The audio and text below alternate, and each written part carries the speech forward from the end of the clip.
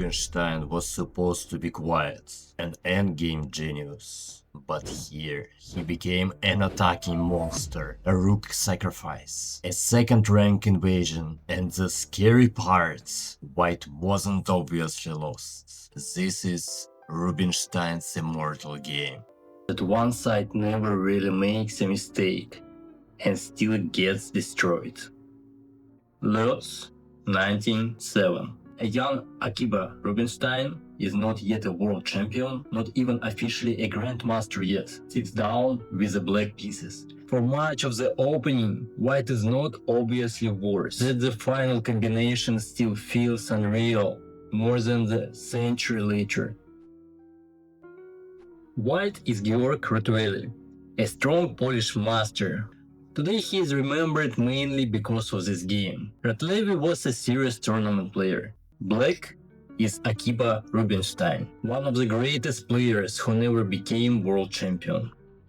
Rubinstein rose from a late start in chess to become one of the strongest players in the world between 1907 and 1914. Rubinstein is remembered mostly as an endgame genius, a master of rook endings, a quiet positional player. Here, Rubinstein becomes something else entirely, an attacking monster.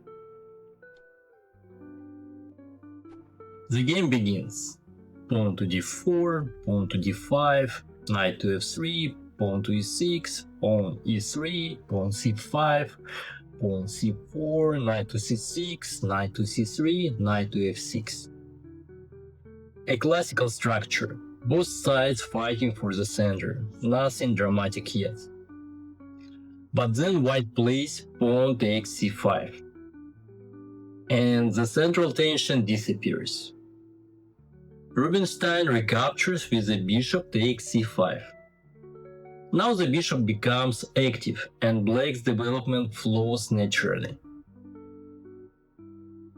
White continues development. Pawn to a3, pawn to a6, pawn to b4, bishop to d6, bishop to b2, king castles. And then comes a suitable moment. White plays queen to d2. Old commentators hated this move. Karl Schlechter called it a very bad square for the queen. Savelli Tartakover wrote that white would soon have to move it again. Rubinstein calmly replies, queen to e7. A quiet move, but full of hidden venom. White continues, bishop to d3, a natural developing move. White centralizes the bishop, supports the king side, and prepares the complete development. Rubinstein responds immediately. Pawn takes c4. Black removes the bishop's support and forces white to lose time. White recaptures, bishop takes c4. And now Rubinstein gains space. Pawn to b5. A strong move. Black attacks the bishop, expands on the queen side, and gains time for further activity. White retreats. Bishop to d3. The bishop returns, but this means white has already spent 2 tempo with the same piece. Rubinstein uses the moment perfectly. Rook to d8. A simple move, a powerful move. The rook takes the open file and black's pressure in the center begins to grow. White now chooses queen to e2. The queen steps aside, keeps contact with the king side, and supports the coming development.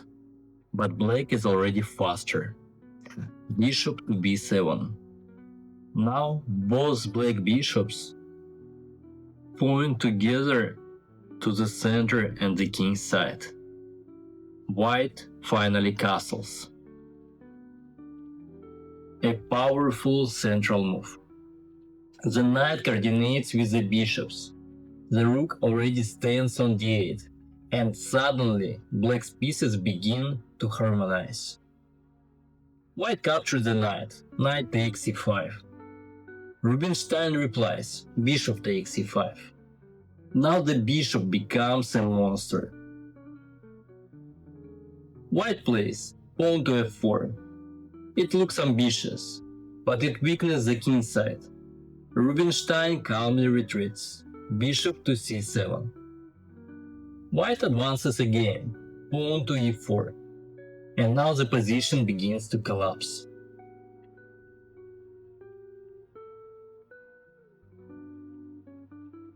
Rubinstein strikes, bishop to b6, check, king to h1, knight to g4. Now every black piece points at the white king. White tries to defend, bishop to e4. Rubinstein brings the queen. Queen to h4. White plays g3. And this move opens the door to immortality. Rubinstein plays rook takes c3. A rook sacrifice. Not for beauty, but to destroy the last defender. White captures, pawn takes h4. And now comes the move that made this game immortal. Rook to d2.